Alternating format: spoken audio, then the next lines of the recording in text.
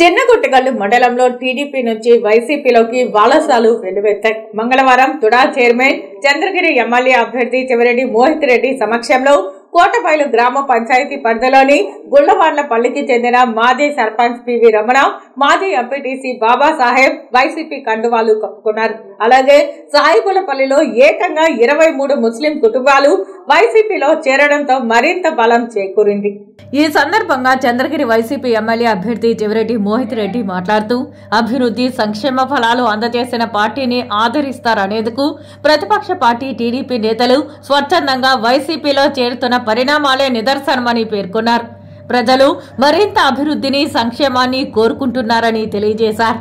చంద్రగిరి ప్రజలకు ఎమ్మెల్యే చెవిరెడ్డి భాస్కర్ రెడ్డి నిస్వార్థంగా సేవ చేశారని తెలిపారు.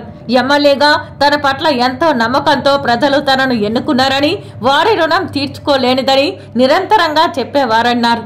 ఆయన రాజకీయ జీవితాన్ని, సేవా గుణాన్ని దగ్గరగా చూశానని తెలిపారు. ఆయన అడుగుజాడల్లో నడుస్తూ నమ్మిన ప్రజలకు, పార్టీ నాయకులకు, కార్యకర్తలకు మనస వాచ కర్మణ మంచి చేసేందుకు సంకల్పిస్తానని హామీ ఇచ్చారు.